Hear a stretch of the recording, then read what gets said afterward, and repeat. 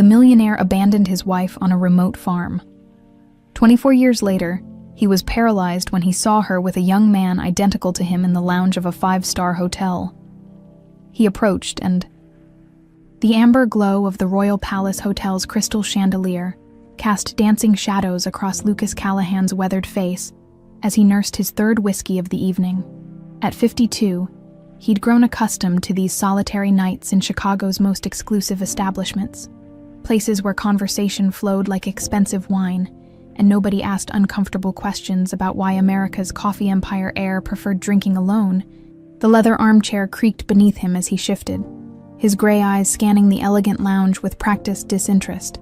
Business executives laughed too loudly at unfunny jokes, their wives adorned in diamonds that caught the light like trapped stars. This world of manufactured glamour had become his refuge, a place where he could disappear into the background noise of other people's seemingly perfect lives. 24 years.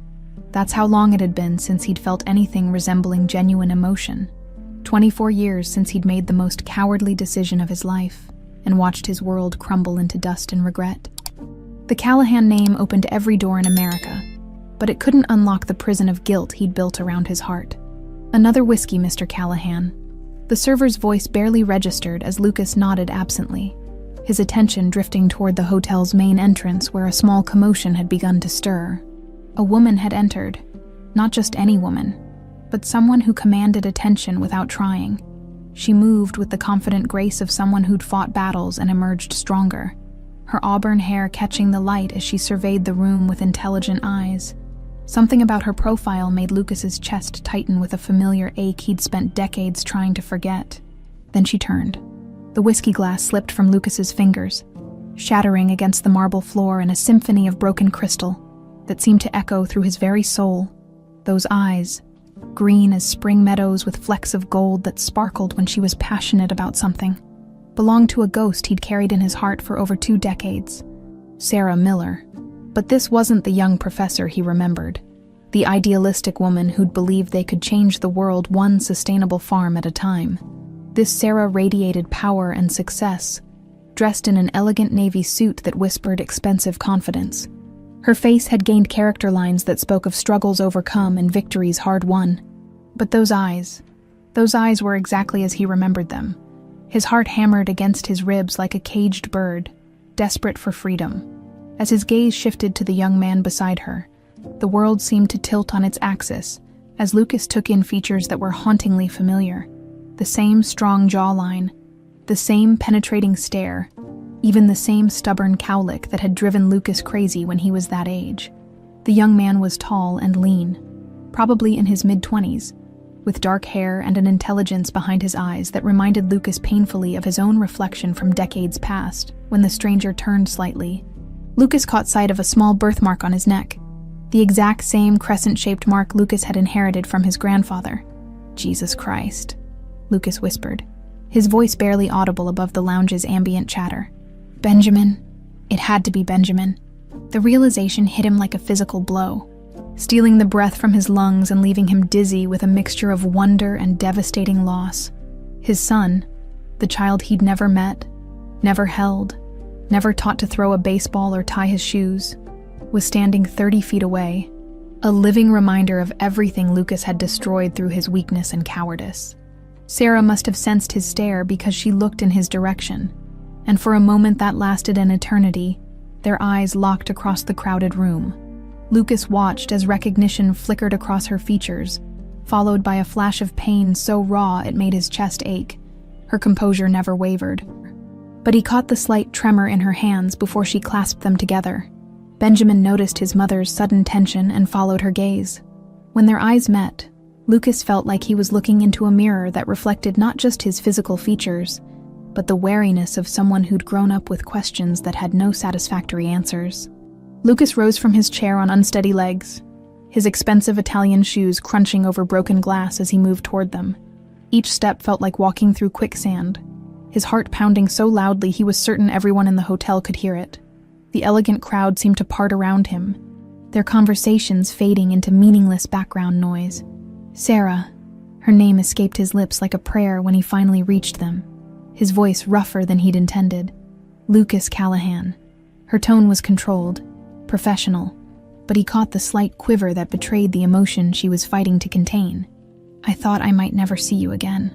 The words hung between them like a blade, sharp with implications and unspoken accusations. Benjamin stood silently beside his mother, his intelligent eyes studying Lucas with the intensity of someone trying to solve a complex puzzle. "This is Benjamin," Sarah said, her voice gaining strength as she placed a protective hand on her son's shoulder. "My son, our son," Lucas wanted to scream, but the words died in his throat. He had no right to claim this remarkable young man who'd grown up without a father because of Lucas's spectacular failure of courage. "Benjamin," Lucas extended his hand, trying to keep it steady. I know who you are," Benjamin said quietly, his grip firm when he accepted the handshake. His voice carried no hostility, but there was a coolness there that cut deeper than any anger could have. "Mom's told me about you." The simple statement felt like a knife between the ribs. What had Sarah told him? That his father was a coward who'd chosen family money over love, that he'd abandoned them when they needed him most.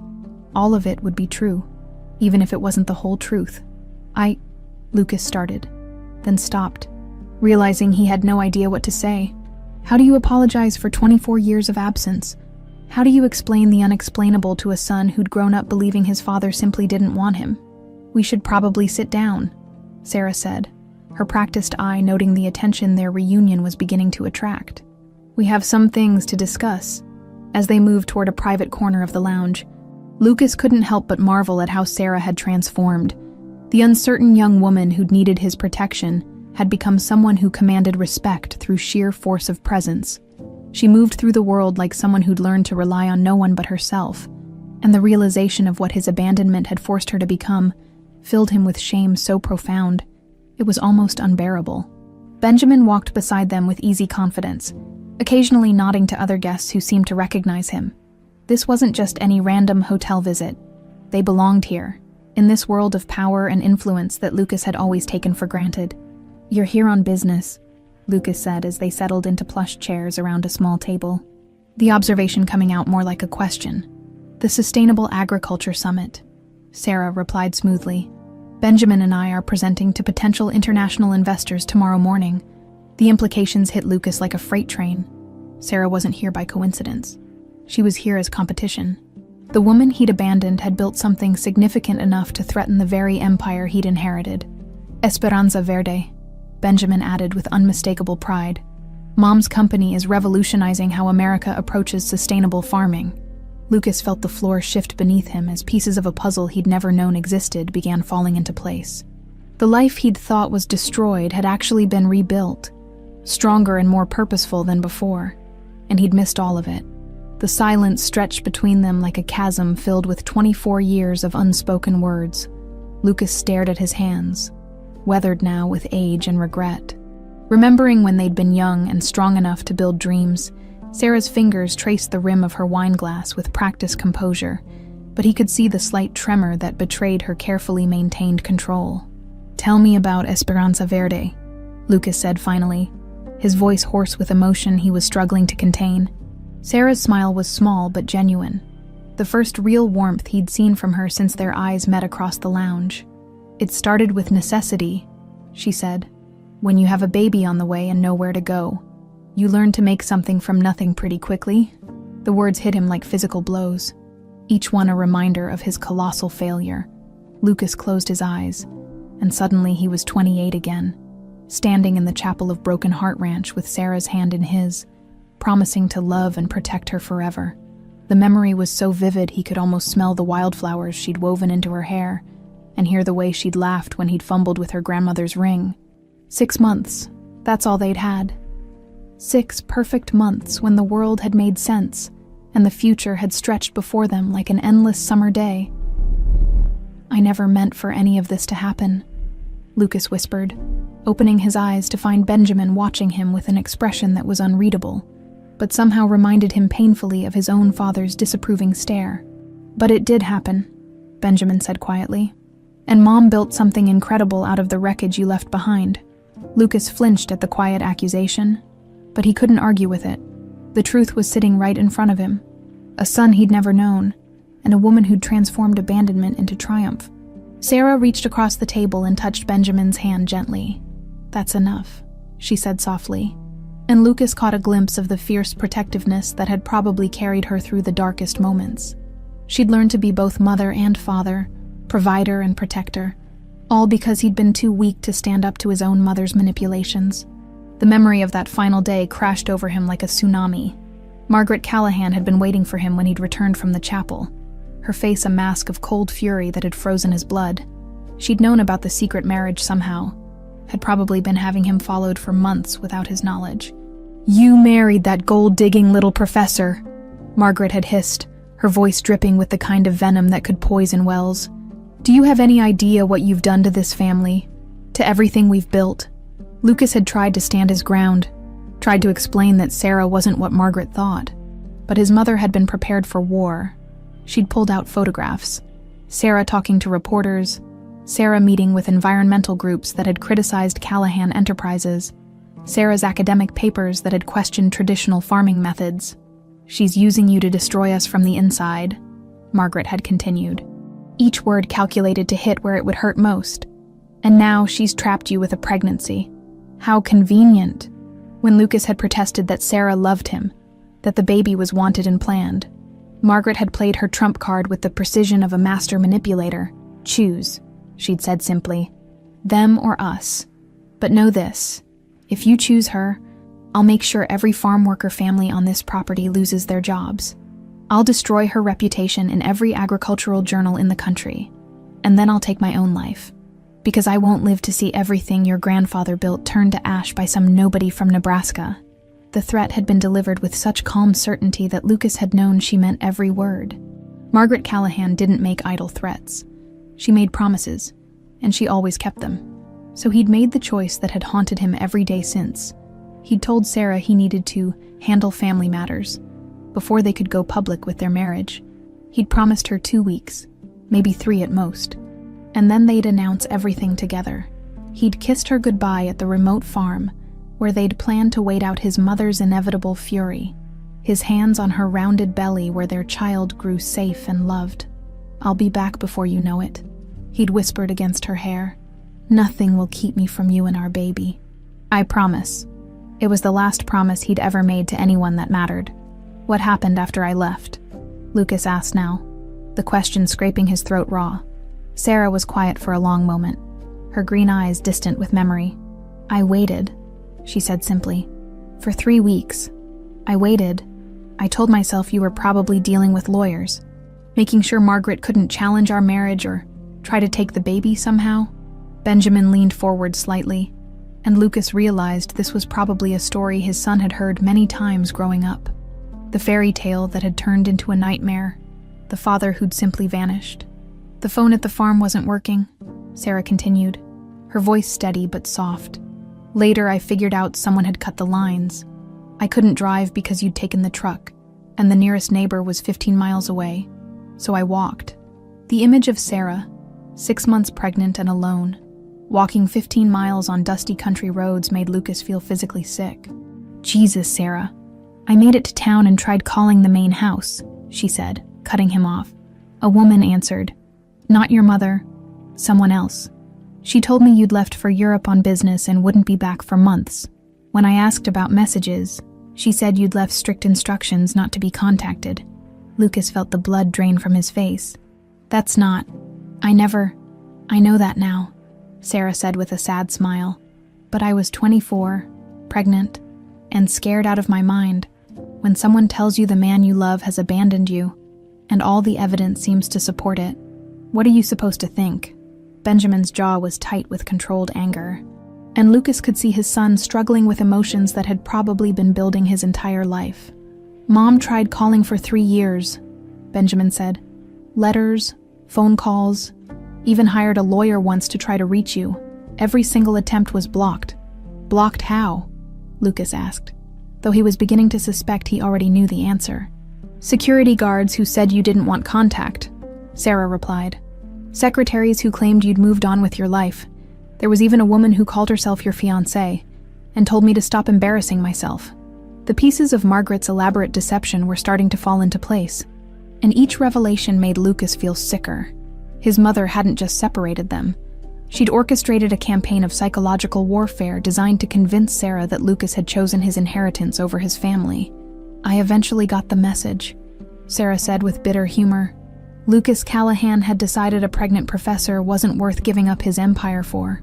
So I stopped trying and started building something of my own. Benjamin reached for his mother's hand, and Lucas could see the bond between them that had been forged in abandonment and strengthened by shared struggle. They'd survived without him, maybe even because of his absence. And the realization was both heartbreaking and strangely beautiful. "Tell me about Benjamin," Lucas said quietly, his eyes on his son's face. "Tell me about his childhood." Sarah's expression softened, and for the first time since they'd sat down, she looked almost peaceful. "He was born on October 15th at County General Hospital. 7 pounds, 3 ounces, and he came out screaming like he had something important to say. Despite everything, Lucas found himself smiling at the image. "Did he ever ask about me?" "Every night for the first 10 years, Benjamin answered for himself, his voice steady but quiet. "Mom always told me you were probably a good man who'd made a bad choice. She never let me hate you, even when I wanted to." The simple statement broke something inside Lucas's chest, and he had to look away to keep from falling apart completely. Sarah had protected him even when he'd failed her utterly, had kept their son from growing up poisoned by bitterness. "I should have fought harder," Lucas whispered. "I should have found a way." "Yes," Sarah said simply. "You should have." Sarah's composure finally cracked, just for a moment, and Lucas caught a glimpse of the raw pain she'd been carrying for over 2 decades. Her hand trembled as she set down her wine glass, and when she looked at him, her eyes blazed with an anger that had been carefully banked but never extinguished. "Do you want to know what those first years were really like, Lucas?" Her voice was steady, but there was steel beneath the silk. "Because I don't think you have any idea what your abandonment actually cost." Benjamin shifted uncomfortably in his chair, clearly torn between wanting to protect his mother and needing to hear this story from her perspective. Lucas forced himself to hold Sarah's gaze, knowing he owed her at least that much. "Tell me," he said quietly. Sarah's laugh was bitter as winter wind. "I gave birth alone in a county hospital 40 miles from that godforsaken farm. The labor lasted 18 hours, and every time they asked about the father, I had to lie and say he was overseas on business. The nurses felt sorry for me. This young woman with a wedding ring, but no husband, no family, no support system at all." She paused, her fingers unconsciously moving to touch a thin scar on her left hand that Lucas didn't remember. "I named him Benjamin Lucas Miller because I was still stupid enough to believe you'd come back someday and want to claim him." The middle name hit Lucas like a physical blow. Even after he'd abandoned her, Sarah had honored him by giving their son his name. The generosity of that gesture, given everything she'd been through, made him feel smaller than dirt. "The farm you left us at had no running water and a roof that leaked in 3 places," Sarah continued, her voice gaining strength as she spoke. "The nearest grocery store was 23 miles away, and I had no car. Do you know what it's like to walk that distance with a newborn strapped to your chest, buying formula and diapers with food stamps because you've got $37 to your name?" Benjamin reached for his mother's hand, but she gently pulled away. "No, baby. He needs to hear this. All of it." Lucas felt like he was drowning in shame, but he forced himself to listen. This was his penance, to understand the full scope of what his cowardice had cost the people he'd claimed to love. "I taught myself to repair that roof using library books and YouTube videos," Sarah said, a hint of pride creeping into her voice. "I fixed the plumbing with spare parts I bought at garage sales. I turned that useless patch of rocky soil into something productive because Benjamin needed to eat, and food stamps don't last the whole month when you're feeding a growing baby." She stood up abruptly, moving to the window that overlooked the glittering Chicago skyline. The lights reflected off the glass, creating a halo effect around her silhouette that reminded Lucas painfully of the young woman who'd believed they could change the world together. "I sold vegetables at farmers' markets when Benjamin was 6 months old," she continued, her voice softer now but no less devastating. "He'd sleep in a basket next to my booth while I hawked tomatoes and squash to people who looked at me like I was some kind of charity case. By his first birthday, I was supplying produce to 3 local restaurants." Benjamin's eyes were bright with unshed tears, and Lucas realized his son had probably never heard the full extent of what Sarah had endured in those early years. She'd protected him from the worst of it, the way good mothers do. When Benjamin was 2, I started taking night classes online, Sarah said, turning back to face them. Agricultural science, business management, sustainable farming techniques. I'd study after he went to bed, working by candlelight when the electricity got cut off, which happened more often than I care to remember. Lucas wanted to interrupt, to explain about the investigators he'd hired, the money he'd tried to send, the countless ways he'd attempted to find them, but he was beginning to suspect that none of those efforts had ever reached their intended targets. By the time Benjamin was 5, I had 12 restaurants on contract and was supplying organic produce to 2 grocery chains, Sarah continued, her voice gaining the confidence of someone recounting hard-won victories. I bought our first real truck with cash, a beat-up Ford that ran on prayers and determination, but it was ours. She sat back down, her movements graceful despite the weight of the memories she was carrying. Benjamin started asking about his daddy around that time. Every kid in his kindergarten class had 2 parents, or at least knew where their missing parent was. He wanted to know why his daddy didn't love him enough to visit. The words were like knife cuts across Lucas's heart, each one precisely placed to cause maximum damage. He could picture 5-year-old Benjamin, probably with gap-toothed smile and innocent eyes, wondering why his father had chosen not to be part of his life. "What did you tell him?" Lucas asked, his voice barely above a whisper. "The truth, as far as I knew it," Sarah replied simply, "that his daddy had chosen his family's money over us, that sometimes adults make choices that hurt the people they're supposed to love, that it wasn't Benjamin's fault, and that he was perfect and wonderful just as he was." Benjamin spoke up for the first time in several minutes, his voice thick with emotion. "Mom never let me hate you, though, even when I wanted to. Even when kids at school made fun of me for not having a dad. She always said you were probably a good man who'd made a bad choice." The grace of that revelation nearly broke Lucas completely. Sarah had spent years protecting his reputation to their son, even when she had every reason to paint him as the villain he'd been. "I tried to find you," Lucas said desperately, the words tumbling out before he could stop them. "I hired investigators. I set up trust funds. I wrote letters." "Stop." Sarah's voice cut through his protestations like a blade. "Just stop. I spent 3 years trying to reach you, Lucas. 3 years of letters returned to sender, phone calls that went nowhere, and lawyers who told me you'd made it clear you wanted no contact." She pulled out her phone and scrolled through something, then turned the screen toward him. "I still have some of the documentation. Certified letters marked refused delivery, legal correspondence stating that Lucas Callahan wished to terminate all parental rights, a restraining order filed against me for harassment." Lucas stared at the phone screen in horror, recognizing the letterhead of his family's law firm, but not understanding how any of these documents could exist. Sarah, I swear to you, I never filed any of these things. I never refused your letters. I didn't even know you were trying to contact me." "Then how do you explain this?" Benjamin asked, his voice tight with controlled anger. He pulled out his own phone and showed Lucas a series of photographs. "These are copies of documents I found when I was researching your family. Legal papers stating that Sarah Miller had been paid a settlement to relinquish all claims on the Callahan name and fortune." Lucas felt the world tilt beneath him as he stared at forged signatures and fabricated legal documents that bore his name but had never been signed by his hand. The scope of the deception was staggering. Someone had gone to incredible lengths to make sure Sarah believed he wanted nothing to do with her or their child. "I kept copies of everything," Sarah said quietly. "Every returned letter, every legal document, every proof that Lucas Callahan had moved on with his life and wanted his past erased. I kept them because I thought someday Benjamin might need to understand why his father had chosen not to be part of his life." She looked directly at Lucas, and her eyes were filled with a pain so deep it seemed to echo through his soul. "The Benjamin you see now, this confident, successful, brilliant young man, he built himself from scratch. Every achievement, every milestone, every moment of pride I felt watching him grow up. You missed because you chose your inheritance over your family." Lucas opened his mouth to protest again, to try to explain about Margaret's threats and manipulations, but Sarah held up a hand to stop him.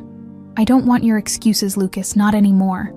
I spent too many years making excuses for you, protecting our son from the truth about what kind of man his father really was. But Benjamin deserves better than that now. We both do. Benjamin stood up slowly, his movements deliberate and controlled. I think we should go, Mom. We have an early presentation tomorrow. As they prepared to leave, Lucas felt panic rising in his chest. He couldn't let them walk away again, not when he was finally beginning to understand the magnitude of what had been stolen from all of them. Please, he said, his voice breaking.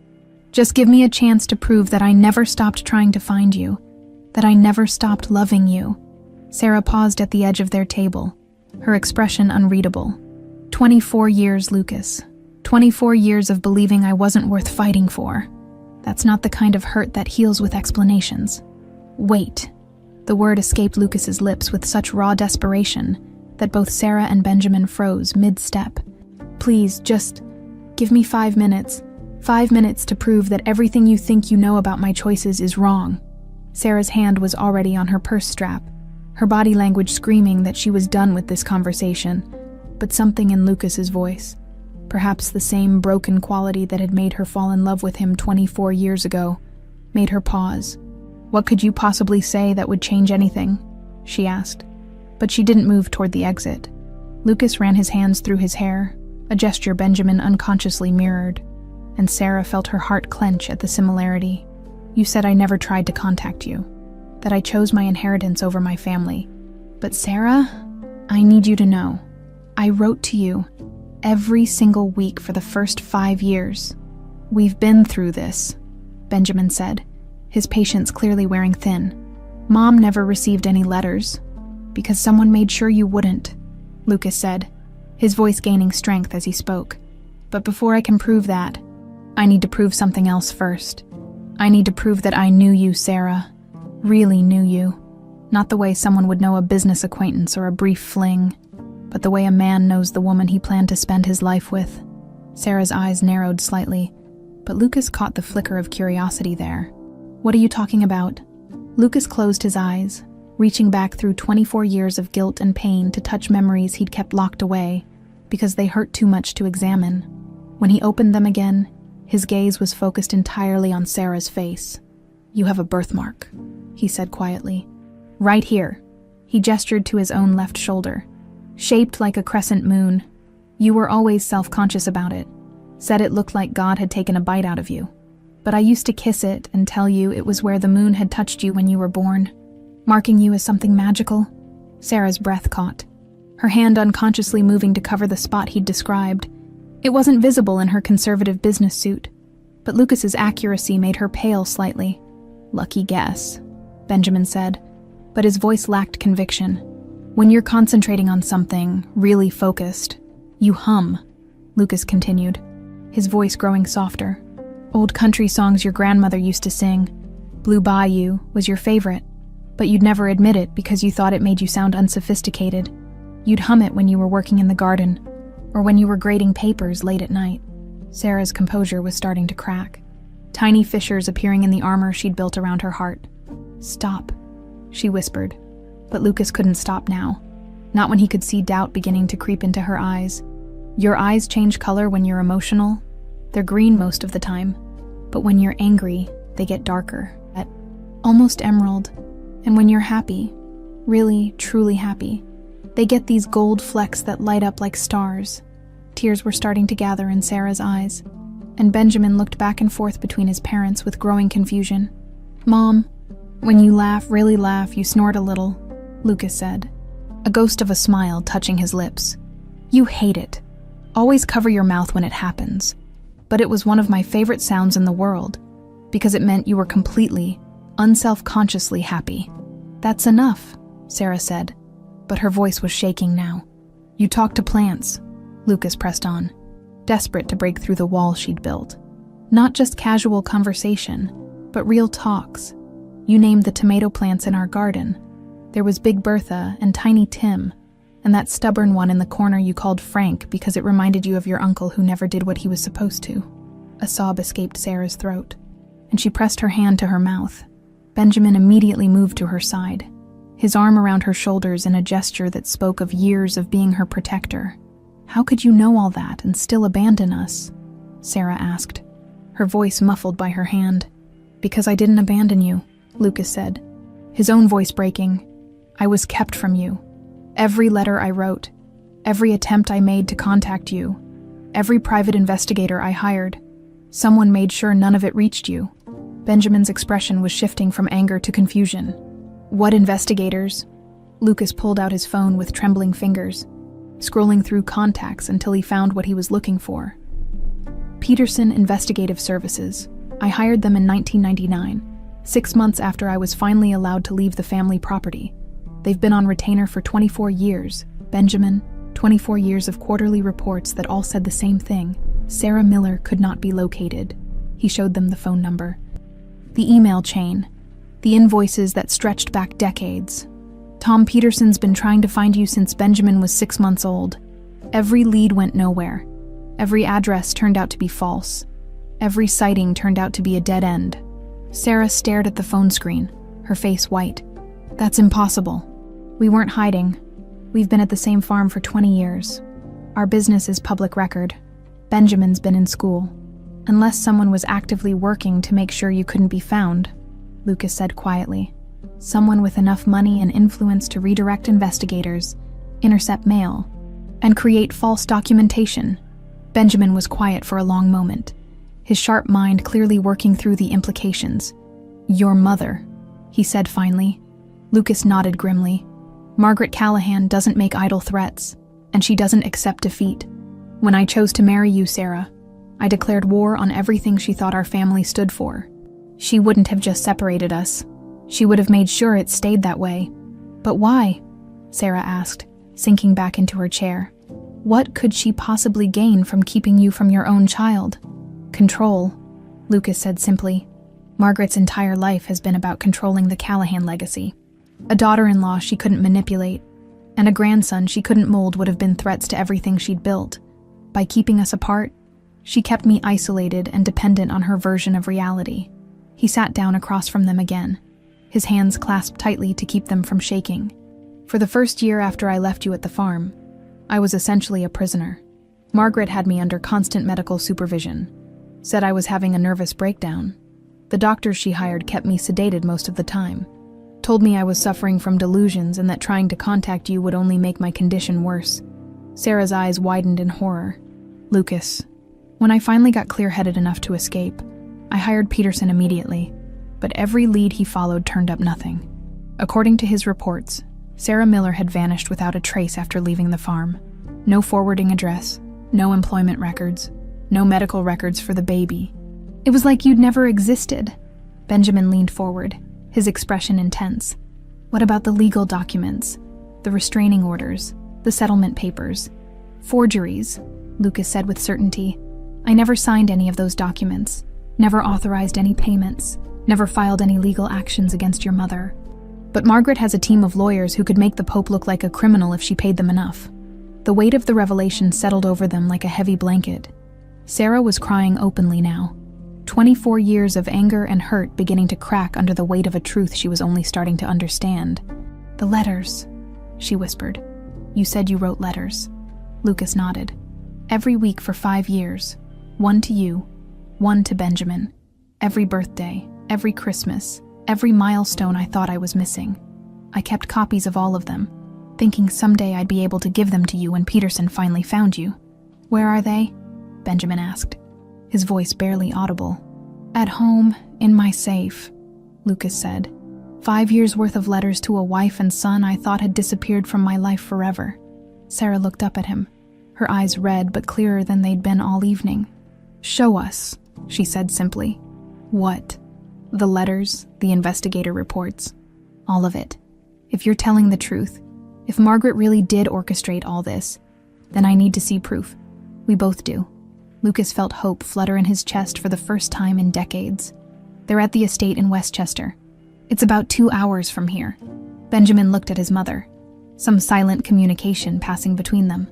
"We have our presentation tomorrow morning," he said slowly. "Cancel it," Sarah said, her voice growing stronger. "Some things are more important than business." The drive to Westchester took place in Lucas's Tesla, with Sarah in the passenger seat and Benjamin in the back, all three of them wrapped in a silence that felt fragile as spun glass. The highway lights streaked past in golden blurs, and Lucas found himself stealing glances at Sarah's profile, memorizing the way the dashboard glow highlighted the mature beauty she'd grown into. 20 minutes into the drive, Benjamin finally spoke. "I need to tell you both something," he said, his voice carefully controlled. "I haven't been completely honest about why I'm here with Mom." Sarah turned in her seat to look at her son, concern creasing her features. "What do you mean?" Benjamin was quiet for a moment, his hands clasped tightly in his lap. "The business presentation tomorrow. It's real, and it's important, but it's not the only reason I came to Chicago." Lucas caught his son's eyes in the rearview mirror. "Go on." "For the past 3 years, I've been conducting my own investigation into the Callahan family," Benjamin said, his words dropping into the car like stones into still water. "I needed to understand why my father had abandoned us, and Mom's explanations, while loving, never quite added up for me." Sarah's face went pale. "Benjamin, what did you do?" "I started small," Benjamin continued, his voice gaining confidence as he spoke. "Public records, newspaper articles, business filings. I wanted to understand what kind of man Lucas Callahan really was, beyond the stories I'd been told." Lucas felt his heart hammering against his ribs. "What did you find?" Benjamin pulled out his phone and began scrolling through files. "That's the thing. I found almost nothing about you personally after 1999. Oh, there were business articles, board meeting minutes, public appearances, but no personal relationships, no social events, no indication that you had any kind of life outside of Callahan Enterprises." "What's strange about that?" Sarah asked, though Lucas could hear the confusion in her voice. "Everything," Benjamin replied. "You're worth hundreds of millions of dollars. You're considered one of the most eligible bachelors in America, and yet you've never been photographed with a woman, never been linked romantically to anyone, never married, never even had rumors about relationships." Lucas gripped the steering wheel tighter, understanding where this was going. "That's not normal behavior for a man who supposedly abandoned his family for money and freedom," Benjamin continued. "A man who chose wealth over love would have used that wealth to enjoy life.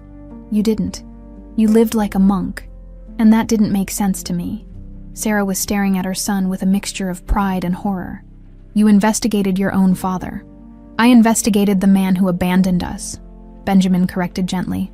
"But the more I dug, the more I realized that the official story didn't add up. So I started looking deeper.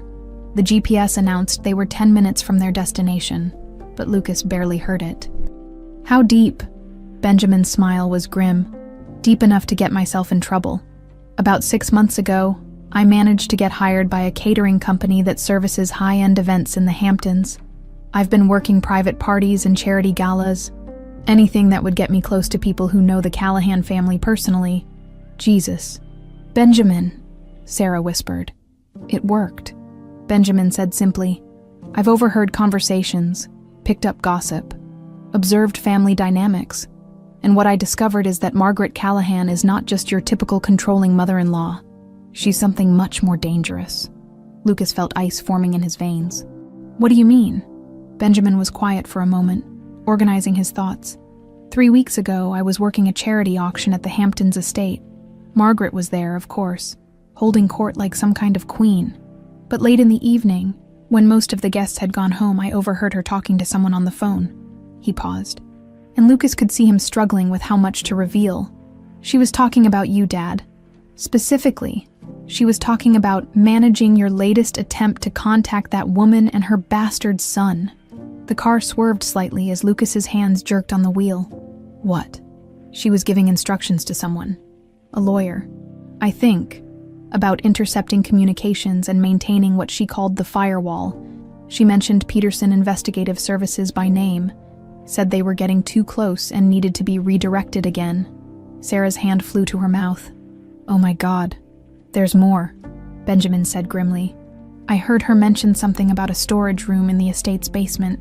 She told whoever she was talking to that the evidence was secure and would never see the light of day as long as she was alive." Lucas felt like he was drowning. The scope of his mother's deception was beyond anything he'd imagined. "You think she kept the letters?" "I think she kept everything," Benjamin said. "Every letter you wrote, every report from the investigators, every piece of evidence that would prove you never stopped trying to find us. They were pulling through the gates of the Callahan estate now, and Lucas felt a familiar sense of dread settling over him. This place had been his prison for over 2 decades, a gilded cage where Margaret had kept him isolated and controllable. "There's something else," Benjamin said as they parked in the circular driveway. "I've been inside the main house twice now, for events. The basement level is off limits to staff, but I've seen Margaret going down there, and I've seen her coming back up with papers and documents." Sarah was staring up at the imposing mansion with its towering columns and perfectly manicured grounds. "This is where you grew up, where I was imprisoned," Lucas corrected grimly. "Benjamin, what you're describing. It means my mother has been actively sabotaging any chance of us reuniting for 24 years. That's exactly what it means," Benjamin said. "And I think I know where she's keeping the proof." They sat in the car for a moment, all 3 of them staring up at the house that had been the center of so much pain and manipulation. Lucas felt sick thinking about all the years Margaret had spent orchestrating their separation, all the elaborate lies she'd constructed to keep them apart. "We need to get into that storage room," Sarah said quietly.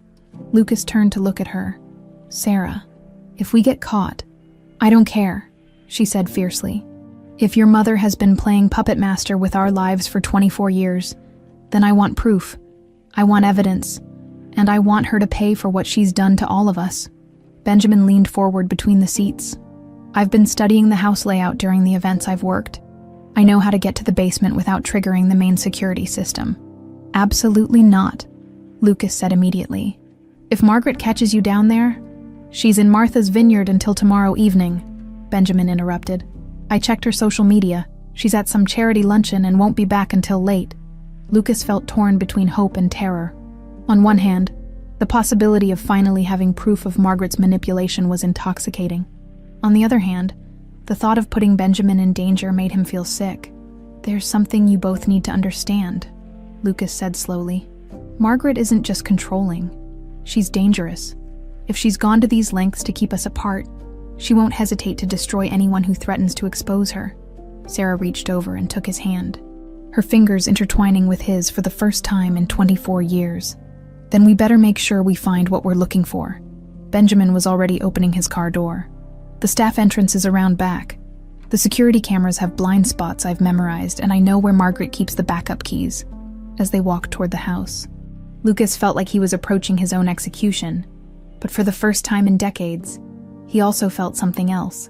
Hope. Hope that the truth would finally come to light, that the lies that had destroyed his family would finally be exposed. "Whatever we find down there," he said quietly, "it changes everything." Sarah squeezed his hand. "Everything changed the moment we walked into that hotel lounge.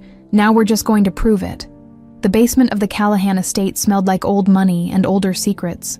Benjamin led them through a maze of corridors lined with wine racks and storage units, his phone's flashlight cutting through the darkness like a blade.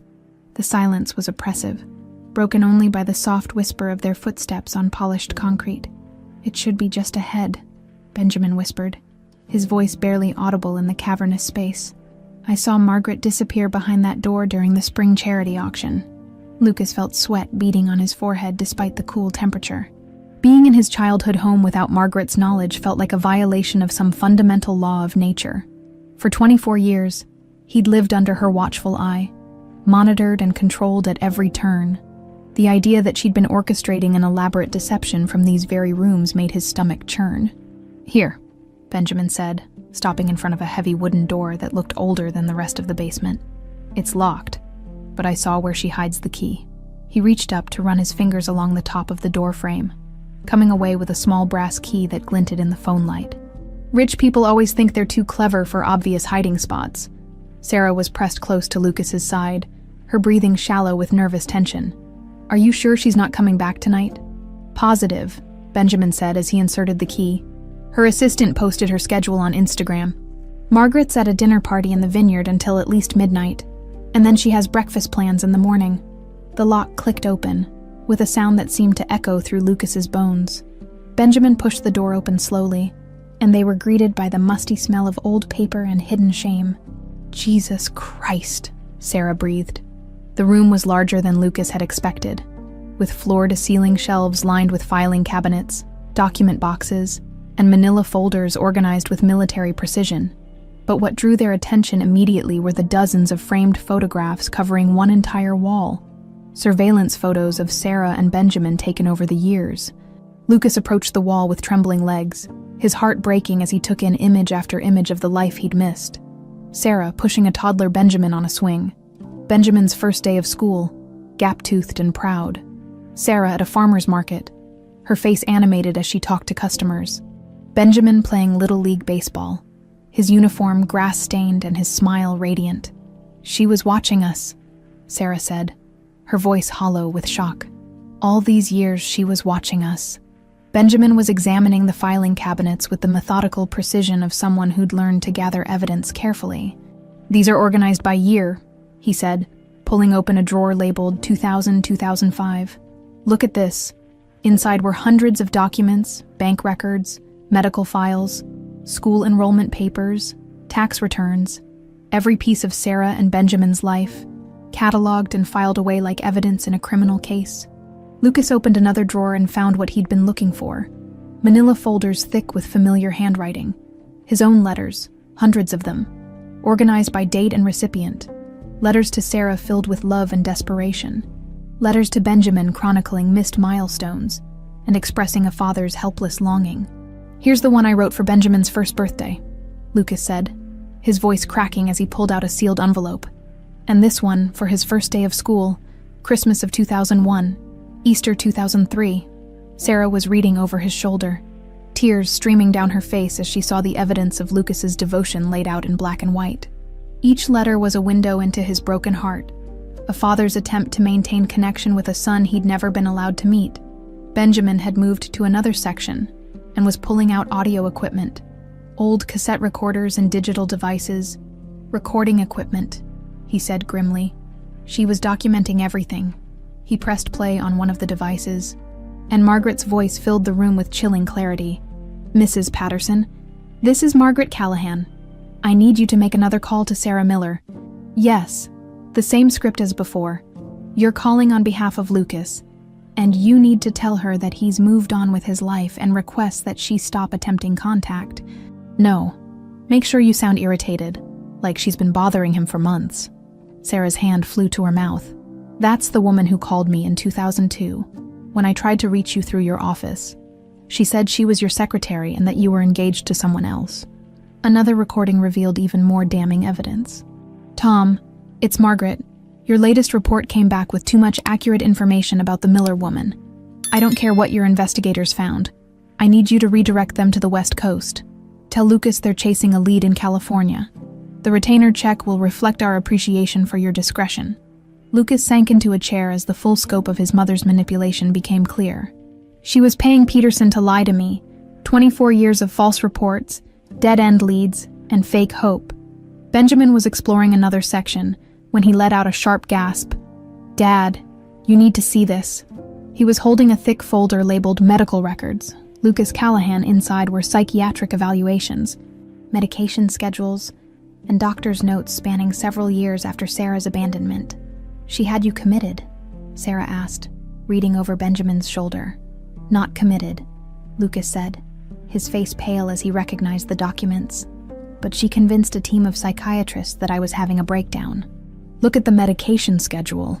They had me on enough mood stabilizers and anti-anxiety drugs to keep me barely functional. The medical records painted a picture of systematic psychological abuse. Margaret had used Lucas's genuine grief over losing Sarah and Benjamin as evidence of mental instability, then medicated him into compliance while she orchestrated their permanent separation. "Here's a recording from 2003, Benjamin said, his voice tight with controlled anger. He pressed play, and they heard Margaret talking to someone on the phone. "The boy is getting older, and Sarah's becoming more successful. We need to make sure Lucas never accidentally encounters them at industry events. Yes, I want a complete media blackout. If Esperanza Verde gets any major press coverage, make sure Lucas is out of the country. Business trips, medical retreats, whatever it takes." Sarah was trembling with rage now, her hands clenched into fists. "She orchestrated our entire lives to keep us separated. Every time we might have crossed paths, every opportunity for contact, she eliminated it. But the most devastating discovery was yet to come. In a locked file cabinet, Benjamin found a collection of letters that made Lucas's blood run cold. They were written in his own handwriting, but the words were ones he'd never spoken. "These are rejection letters," Benjamin said, his voice barely audible. "Letters supposedly from you to Mom, telling her to stop trying to contact you." Lucas read his own forged handwriting with growing horror. "Sarah, I've made my choice, and I choose my family's legacy over what we had. Stop embarrassing yourself with these pathetic attempts at contact. I've moved on, and I suggest you do the same. The child means nothing to me." "I never wrote this," Lucas said, his voice shaking with fury. "I would never. Benjamin, I would never call you nothing to me. You were everything I dreamed about, everything I hoped for." Sarah was staring at the forged letters with a mixture of heartbreak and rage. "These are the letters that convinced me you'd truly moved on. When I received them, I knew there was no point in trying anymore." The final piece of evidence was perhaps the most chilling, a detailed timeline in Margaret's own handwriting, documenting every manipulation, every lie, every strategic move she'd made to ensure their separation remained permanent. It read like a military campaign plan, with Lucas, Sarah, and Benjamin as unwitting casualties in her war to preserve family control. 24 years, Sarah whispered, staring at the timeline. 24 years of our lives stolen by one woman's need for control. Benjamin was photographing everything with methodical precision, building a digital archive of Margaret's crimes. "We have enough evidence here to destroy her," he said grimly. "Forgery, fraud, conspiracy, psychological abuse. She's going to prison for this." Lucas felt a cold rage building in his chest, a fury he'd never experienced before. "She didn't just separate us," he said quietly. "She robbed Benjamin of his father. She forced you to struggle alone, and she kept me prisoner in my own life. This isn't just manipulation, it's evil." As they continued documenting Margaret's crimes, Lucas realized that tomorrow would bring a reckoning 24 years in the making. The woman who'd destroyed his family in the name of protecting it was about to learn that some prisons are built from the very lies meant to keep others captive. "We're going to make her pay for every single day she stole from us," Sarah said, her voice filled with quiet determination. Lucas nodded, feeling something he hadn't experienced in decades, the absolute certainty that justice would finally be served. Margaret Callahan arrived at the estate the next evening like a queen returning to her castle, her silver Bentley purring up the circular driveway with practiced elegance. At 73, she remained formidable. Perfectly coiffed silver hair, designer clothing that cost more than most people's annual salaries, and the kind of cold confidence that came from decades of getting exactly what she wanted. She had no idea that her entire world was about to collapse. Lucas waited in the main drawing room, flanked by Sarah and Benjamin, with 3 of Manhattan's most prestigious attorneys arranged around the mahogany conference table, like soldiers prepared for battle. The evidence they'd gathered from Margaret's secret room was organized in neat stacks, each document a nail in the coffin of her carefully constructed lies. "Lucas, darling," Margaret called as she entered the foyer, her voice carrying the honeyed poison that had controlled him for so many years. "I wasn't expecting you this evening. Who do we have visiting?" She appeared in the doorway of the drawing room and froze, her composed mask slipping for just a moment as she took in the scene before her. Sarah sat with regal composure, her success evident in every line of her posture. Benjamin stood behind his mother's chair, his resemblance to Lucas so striking that Margaret actually took a step backward. "Hello." "Margaret," Sarah said, her voice calm as winter ice. "It's been a long time." Margaret's recovery was swift, her politician's smile sliding back into place like armor.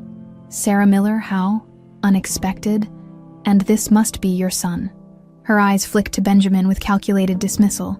"He's grown up to be quite handsome." "Our son," Lucas said quietly, his voice carrying a authority Margaret hadn't heard from him in decades. "Benjamin is our son, Mother. Your grandson." Margaret's laugh was like breaking glass. "Oh, Lucas, surely we're not going to revisit this old fantasy. You're a 52-year-old man. Isn't it time to stop playing pretend about some childhood infatuation?" Benjamin stepped forward, his movements controlled but predatory.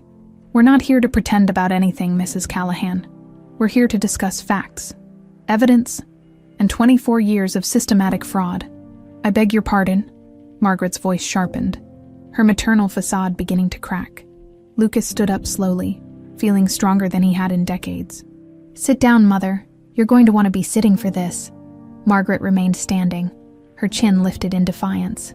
"I don't know what kind of con game this little family is running, but—" "Storage room B12, Benjamin interrupted, his voice cutting through her protestations like a blade. "Sound familiar?" The color drained from Margaret's face so quickly that Lucas thought she might faint. Her eyes darted to the lawyers, clearly calculating her options, before settling back on Benjamin with naked hatred. "You little bastard," she hissed, her mask finally dropping completely. "How dare you break into our private property," Lucas corrected, his voice gaining strength with each word. "This is my house, Mother. Legally, everything in it belongs to me, including your collection of stolen letters and forged documents." Sarah opened the first evidence folder with deliberate calm. "Shall we start with the recordings, Margaret? I particularly enjoyed the one where you pay Tom Peterson to lie to Lucas about our whereabouts. Or perhaps you'd prefer to discuss the psychiatric medications you had him on without his knowledge." Margaret's composure shattered like crystal hitting concrete. "You don't understand what I was protecting," she screamed, her voice echoing through the room. "That woman would have destroyed everything we built, everything your grandfather sacrificed for." "By loving me?" Lucas asked, his voice deadly quiet. "By giving me a family? By dragging our name through the mud with her hippie environmental nonsense and her bastard child?" Margaret's face was purple with rage now, all pretense of civility abandoned. "Do you have any idea what the board would have said? What society would have whispered? A Callahan married to some nobody from Nebraska?" Benjamin's jaw tightened at the slur, but his voice remained controlled. "So you decided to play God with 3 people's lives?"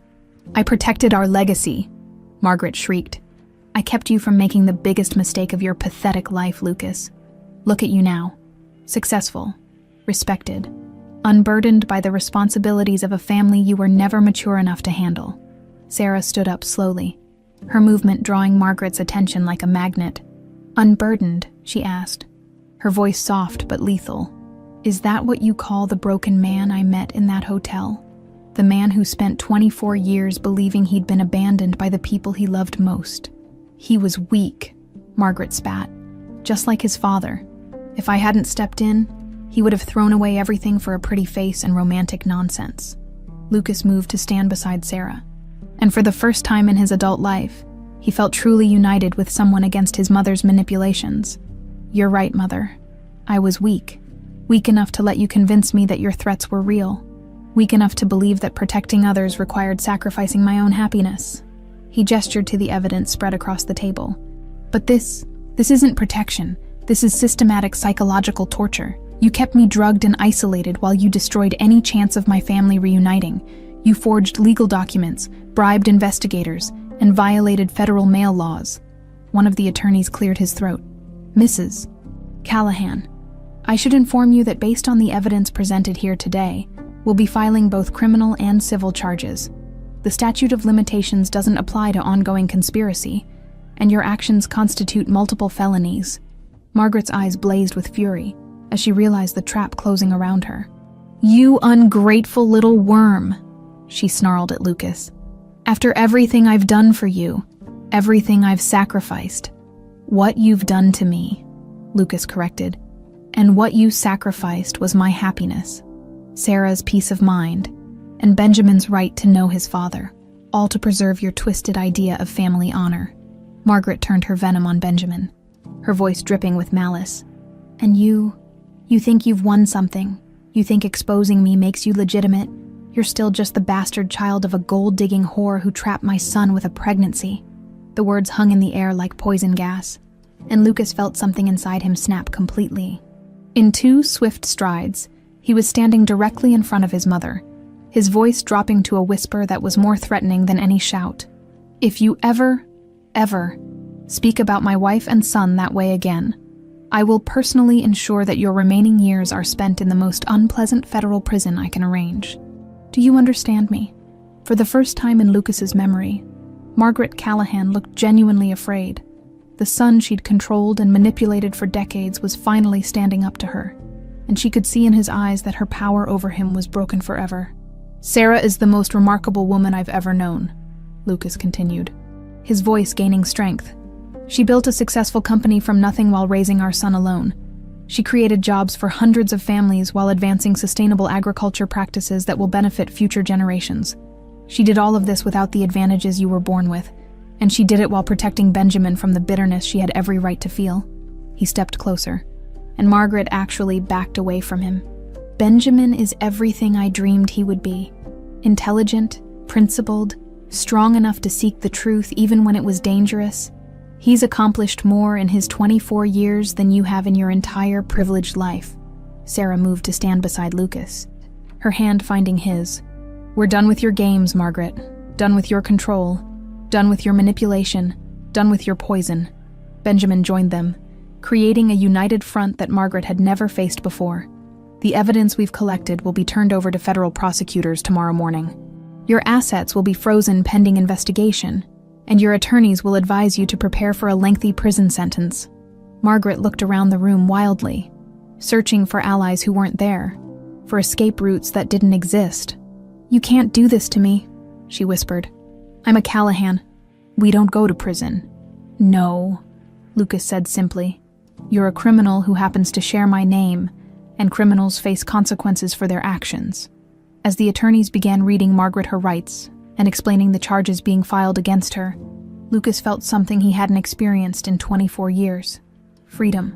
The woman who had controlled every aspect of his life was finally being held accountable for the damage she'd caused. Tomorrow would bring new challenges, but tonight, for the first time since he was 28 years old, Lucas Callahan was truly free. The federal courthouse in Manhattan buzzed with reporters and photographers as Margaret Callahan was led through the media gauntlet in handcuffs. Her designer outfit a stark contrast to the steel restraints around her wrists. The woman who had once commanded respect through fear and manipulation now looked small and fragile, her carefully constructed world crumbling around her like a house of cards in a hurricane. Lucas stood on the courthouse steps with Sarah and Benjamin, watching his mother's perp walk with a mixture of satisfaction and profound sadness. 24 years of manipulation had finally caught up with her, but the victory felt hollow when he considered everything they'd all lost in the process. "The grand jury indicted her on 17 federal charges," Benjamin said, reading from his phone as news alerts continued to pour in. "Wire fraud, mail fraud, conspiracy, obstruction of justice, forgery, and violations of the Computer Fraud and Abuse Act." Sarah squeezed Lucas's hand. "How do you feel?" Lucas was quiet for a moment, watching Margaret disappear into the courthouse surrounded by lawyers and federal marshals. "Like I'm watching a stranger," he said finally. "The woman who raised me, or who I thought raised me, wouldn't have been capable of this level of cruelty. I'm not sure I ever really knew her at all." The media attention had been relentless since the story broke 3 days earlier. "Coffee Empire matriarch arrested in decades-long family deception" had been the headline in the Wall Street Journal. The New York Times had run a 3-part investigative series detailing Margaret's web of lies, while CNN had devoted an entire special to what they were calling the Callahan conspiracy. "Mr. Callahan," a reporter pushed through the crowd, microphone thrust forward. "How does it feel to know your mother orchestrated your family's separation for over 2 decades? Lucas looked at the reporter with weary eyes. "It feels like justice is finally being served," he said simply. "But justice can't give me back 24 years with my son or repair the damage done to my wife." Sarah stepped closer to the microphones, her voice clear and strong. "What Margaret Callahan did wasn't just an attack on our family. It was an attack on the fundamental right of parents and children to know each other. No one should have that kind of power over other people's lives." Benjamin added his voice to the statement. "We're grateful that the truth has finally come to light, and we hope this case serves as a warning to anyone who thinks they can manipulate and control other people's relationships with impunity." As they made their way through the crowd toward their waiting car, Lucas's phone buzzed with a call from his attorney. "They're offering a plea deal," the lawyer said without preamble. 20 years in federal prison, forfeiture of all assets obtained through criminal activity, and a restraining order preventing her from contacting any of you. "What's the alternative?" Lucas asked. "Trial, where she's facing 40 to life if convicted on all counts. Her own lawyers are recommending she take the deal." Lucas looked at Sarah and Benjamin, seeing his own exhaustion reflected in their faces. "We'll take it," he said. "We just want this to be over." The financial consequences of Margaret's crimes were staggering. Federal investigators had frozen her personal accounts, discovering that she'd used millions of dollars in family money to fund her elaborate deception over the years. The bribes to investigators, payments to accomplices, and costs of maintaining her surveillance operation had drained resources that should have gone to legitimate business expenses. "The board is demanding answers," Lucas told Sarah, as they sat in his attorney's office reviewing the damage. "Shareholders are filing lawsuits, and the SEC is opening an investigation into whether company funds were misused." Sarah studied the financial documents spread across the conference table. "How bad is it?" "Bad enough that I'm probably going to have to step down as CEO," Lucas admitted. "The board wants someone without the family baggage to clean up the mess Margaret created." Benjamin looked up from his laptop where he'd been researching corporate governance law. "What if you don't step down? What if you restructure the company entirely?" Lucas raised an eyebrow. "What do you mean?" "Transform Callahan Enterprises into something completely different," Benjamin said, his voice gaining excitement as the idea took shape. "Margaret's crimes have created an opportunity to rebuild the company from the ground up. With new leadership and a new mission." Sarah was beginning to smile, recognizing the same innovative thinking that had made Esperanza Verde successful. "A sustainable agriculture company," she said slowly, "using the Callahan resources and infrastructure, but with Esperanza Verde's environmental focus." "Exactly," Benjamin said. "Merge the companies, bring in new board members committed to sustainability, and use the scandal as a catalyst for positive change. Turn Margaret's legacy of manipulation into something that actually helps people." Lucas felt a spark of hope for the first time in days. The shareholders might go for it, especially if it means avoiding the negative publicity of a prolonged corporate scandal, and the environmental angle could attract new investors. Over the following weeks, as Margaret's legal proceedings moved forward, the three of them worked tirelessly to develop a restructuring plan that would salvage something positive from the wreckage. Sarah's expertise in sustainable agriculture proved invaluable as they identified which parts of the Callahan operation could be transformed and which needed to be eliminated entirely. The hardest part was dealing with the human cost of Margaret's crimes. Dozens of employees had been complicit in her schemes, either through direct participation or willful ignorance. Some had been coerced or threatened, while others had been motivated by greed or loyalty to the family name. "Tom Peterson wants to cooperate with the investigation," Benjamin reported during one of their strategy sessions. "His attorney says he's willing to testify about the bribes Margaret paid him to provide false reports." Lucas shook his head in disgust. 24 years of lies, and he's ready to flip the moment he faces consequences. "At least we'll have his testimony to fill in some of the gaps," Sarah said pragmatically. "The prosecutors need to understand the full scope of what Margaret did." The most shocking revelation came when investigators discovered that Margaret had been intercepting and destroying mail addressed to Lucas for over 2 decades. Hidden in another storage room were hundreds of returned letters that Sarah had sent, marked "refused delivery" in Margaret's handwriting. "She was literally stealing our mail," Sarah said, her voice filled with wonder at the audacity of it. "Letters I wrote to you, birthday cards for Benjamin, Christmas presents. She took everything and made us believe you'd rejected it all." Lucas read through the letters with tears streaming down his face, seeing Sarah's desperation gradually transform into resignation and finally into the determination that had made her successful. Her words chronicled Benjamin's growth from a toddler asking about Daddy to a young man who'd stopped believing his father would ever come home. The social consequences for Margaret were perhaps even more devastating than the legal ones. The high society circles where she'd reigned as a queen now shunned her completely. Former friends lined up to give interviews distancing themselves from her actions, and charitable organizations began returning her donations and removing her name from buildings and endowments. "She's been expelled from every club and organization she belonged to," Benjamin reported, reading from a society column.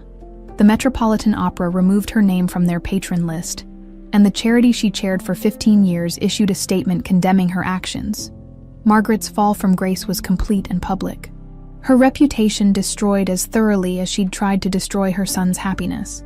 The woman who had valued social status above everything else would spend her final years as a social pariah, remembered only for the cruelty she'd inflicted on her own family. As the legal proceedings drew to a close and the company restructuring moved forward, Lucas found himself feeling something he hadn't experienced in decades. Optimism about the future. The damage Margaret had done was irreparable, but from the ashes of her deception, something new and better was being born. 6 months after Margaret's sentencing, the old Broken Heart Ranch looked nothing like the abandoned farm where Sarah had once struggled to survive. Construction crews had transformed the property into something that bridged the past and future. The Hope Field Center for Sustainable Agriculture, a sprawling research facility that would train the next generation of farmers in environmentally responsible practices. Lucas stood on the wraparound porch of the renovated farmhouse, watching Benjamin direct a team of agricultural engineers as they installed the latest soil analysis equipment.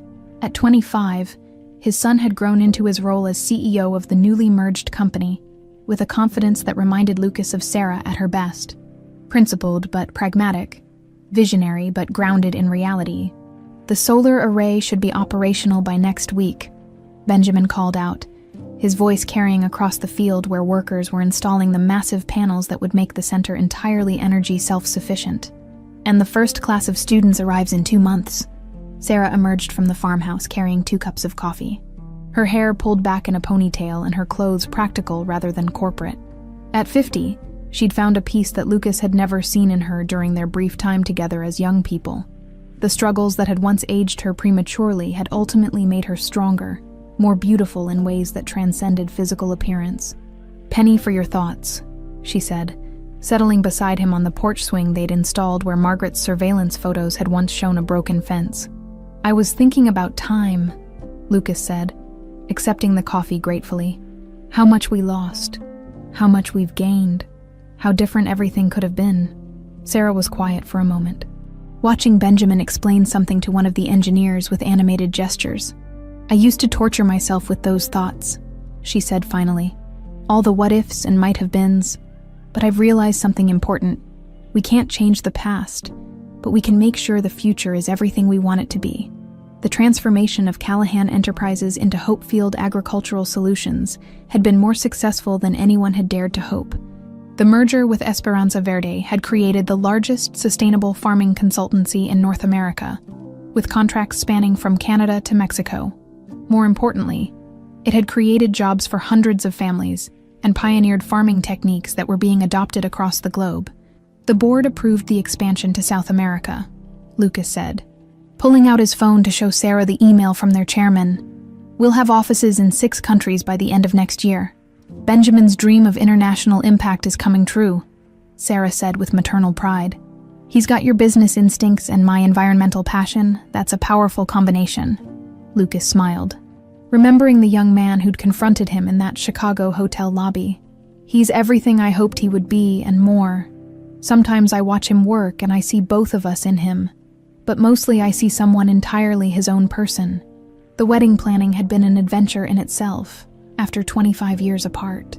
Lucas and Sarah were rediscovering each other as mature adults with their own established lives and perspectives.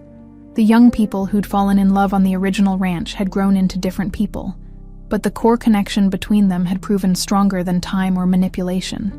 "Mrs. Chen called about the catering," Sarah said, consulting her tablet. "She wants to confirm the menu for 300 guests. 300 people celebrating something Margaret tried to destroy forever," Lucas mused. "There's a certain poetic justice in that." The guest list read like a who's who of sustainable agriculture, mixed with family members who'd been kept apart for decades and business associates who'd become genuine friends. Many of the workers' families Sarah had helped over the years would be there, along with former students who'd gone on to start their own successful farms. Benjamin jogged up to the porch, his face flushed with excitement. "The greenhouse sensors are calibrated perfectly," he announced. "We'll be able to monitor soil conditions, humidity, and plant health from anywhere in the world." "Show off," Sarah teased, but her pride was evident. "When I was your age, I was lucky if I could keep a thermometer working properly. When you were my age, you were building a business empire from scratch while raising a child alone," Benjamin corrected gently. "Don't sell yourself short, Mom. Everything I've accomplished is built on the foundation you created." Lucas felt his throat tighten with emotion as he watched the easy affection between mother and son. This was the relationship Margaret had tried to destroy. Not just his connection to them, but their connection to each other. She'd failed completely. "I have something for both of you," Lucas said, pulling an envelope from his jacket pocket. "Early wedding present." Sarah opened it to find legal documents transferring 51% ownership of Hopefield Agricultural Solutions to a trust fund benefiting sustainable farming education. "Lucas, this is millions of dollars." "It's an investment in the future," Lucas said firmly. "Margaret used the Callahan fortune to spread pain and manipulation. I want our money to spread knowledge and hope instead." Benjamin was reading over his mother's shoulder, his eyes widening as he understood the implications. "This will fund agricultural education for thousands of students. Students who might not otherwise have access to this kind of training," Lucas added. "Kids from farming families who want to learn sustainable techniques, inner-city students interested in urban agriculture, international students from developing countries." Sarah was crying now. But they were tears of joy rather than the pain that had marked so many of their encounters over the past months. "Your mother would hate this," she said with a laugh that sounded almost giddy. "Good," Lucas said simply. "Everything we do that makes the world better is a repudiation of everything she stood for." The actual wedding ceremony took place in the main barn of the Hopefield Center, which had been transformed into something magical with fairy lights and wildflowers that Sarah had grown herself. Benjamin walked his mother down the aisle, his face beaming with the pride of a son who'd finally seen his parents find their way back to each other. Lucas waited at the altar wearing a simple black suit, his eyes never leaving Sarah's face as she approached. She'd chosen a cream-colored dress that was elegant, but not ostentatious, her hair adorned with flowers from the same fields where she'd once struggled to grow enough food to survive. 25 years ago, we made promises to each other in secret, Lucas said during his vows, his voice carrying clearly through the packed barn. Today, we make them in front of everyone who matters to us, with the knowledge that love can survive anything, even decades of separation and lies. Sarah's vows were equally moving. "I promise to build a future with you that honors both the dreams we shared when we were young and the wisdom we've gained through pain and growth." Our love story didn't end when we were separated. It was just interrupted. Today we begin the next chapter. When the officiant pronounced them husband and wife, the entire barn erupted in cheers that could probably be heard for miles. Benjamin was the first to embrace them, tears streaming down his face as he held both parents for the first time in his conscious memory. "I have the best parents in the world," he said, his voice thick with emotion. "And anyone who tries to mess with this family is going to have to deal with me." The reception lasted until dawn, with dancing in the barn and speeches that ranged from hilarious to deeply moving. Former employees from Esperanza Verde shared stories about Sarah's generosity and determination, while agricultural scientists spoke about the revolutionary work being done at Hopefield. But the most memorable moment came when Benjamin stood to give the final toast of the evening, raising his glass as the sun began to rise over the fields where his parents had found their way back to each other. "Mom always taught me that family isn't just about blood. It's about the people who show up for you, day after day, year after year," he said, his voice carrying clearly in the quiet dawn air. "Today we celebrate not just a wedding, but the triumph of love over hatred, truth over lies, and hope over despair." He paused, looking directly at his parents with eyes that sparkled with unshed tears. "Margaret Callahan tried to destroy our family before it even had a chance to begin, but she underestimated the power of real love and the determination of three people who refused to give up on each other." The toast that followed seemed to echo across the fields and through time itself, a celebration not just of what had been found, but of what had been built from the ashes of betrayal and loss. 2 years later, the sprawling Hopefield Center hummed with activity, as the morning sun cast golden light across fields that had once been barren and forgotten. Lucas stood in the nursery greenhouse, cradling his 6-month-old granddaughter while Sarah tended to seedlings that would soon feed families across 3 continents. "Lily Sarah Callahan," he whispered to the baby, who regarded him with serious blue eyes that reminded him painfully of Benjamin at that age.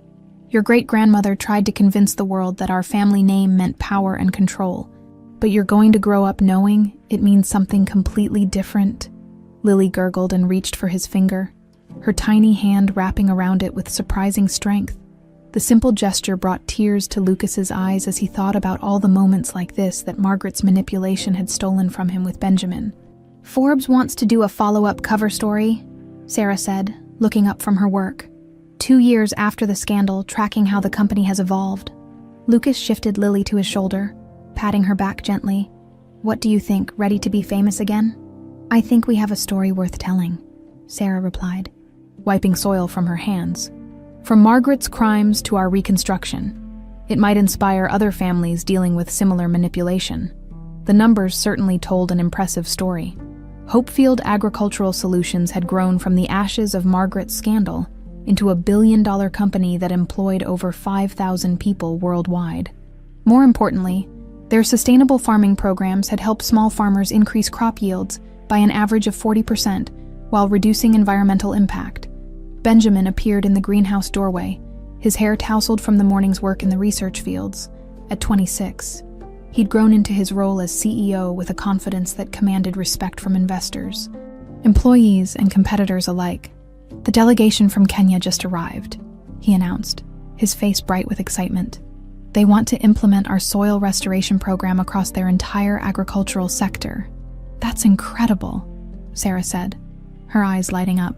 "How many farmers would that impact?" "Conservative estimate. About 2 million farming families," Benjamin replied. "We're talking about transforming food security for an entire nation."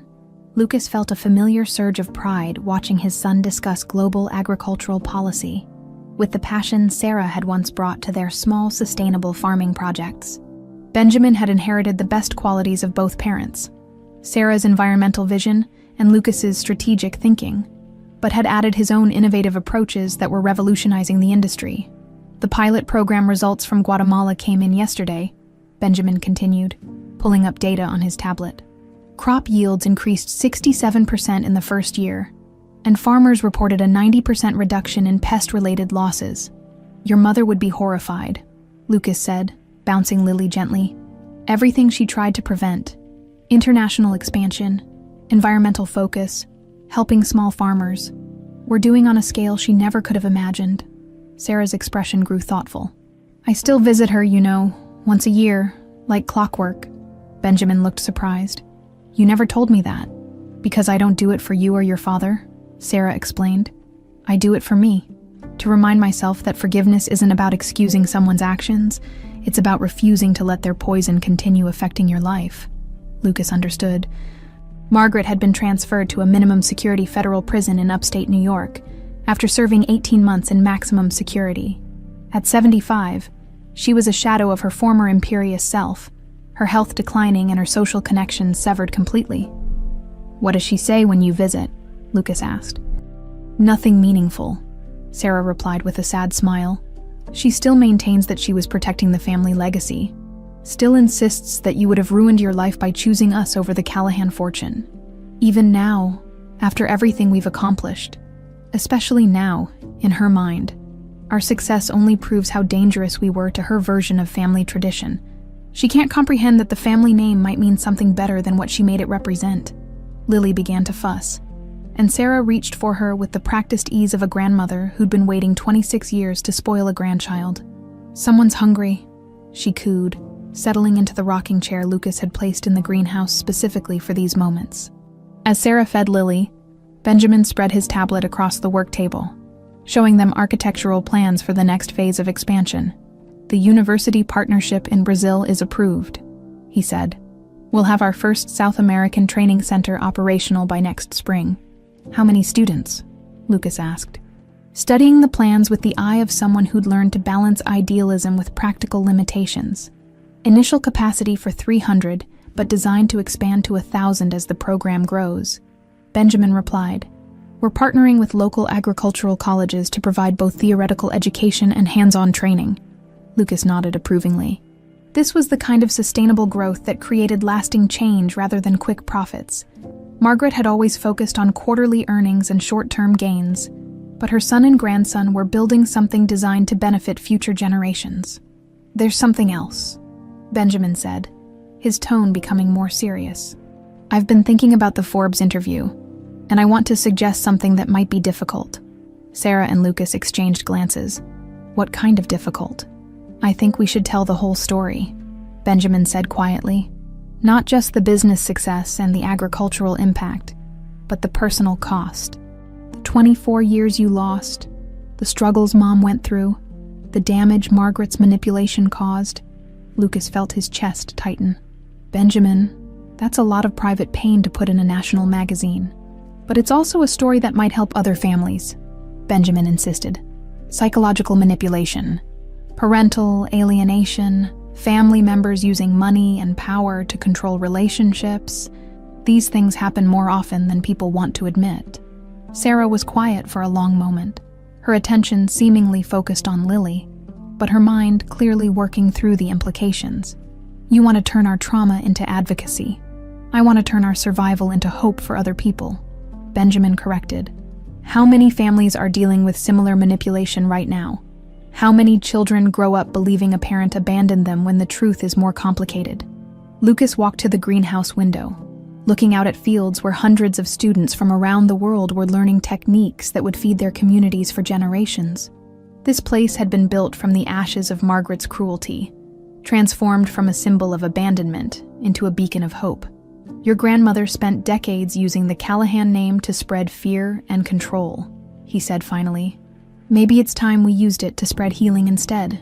The Forbes photographer found them exactly like that 2 weeks later.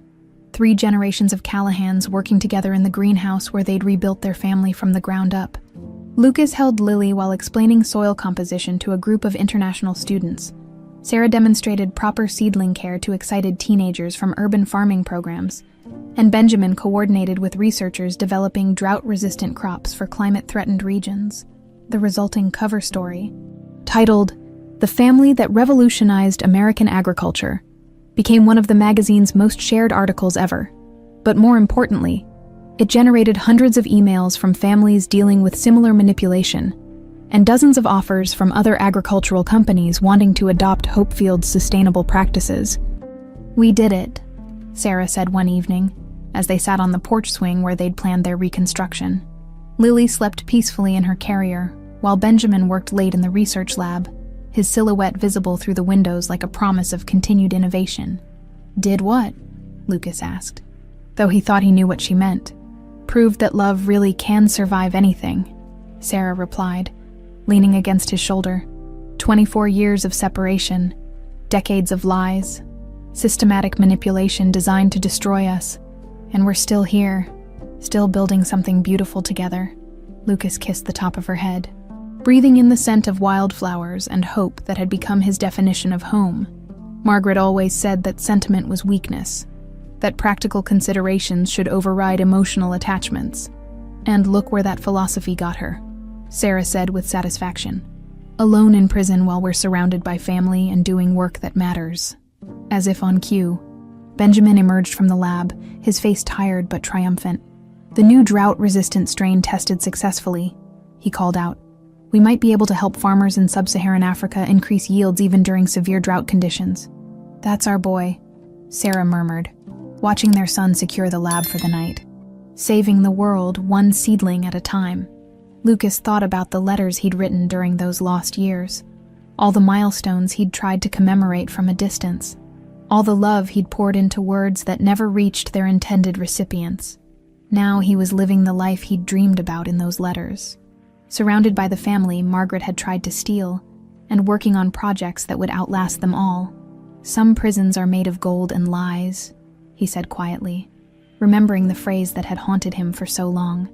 "But the strongest keys are made of truth and love." Sarah smiled and squeezed his hand as Lily stirred in her sleep, and Benjamin turned off the last light in the lab. The Callahan family was finally, completely, home.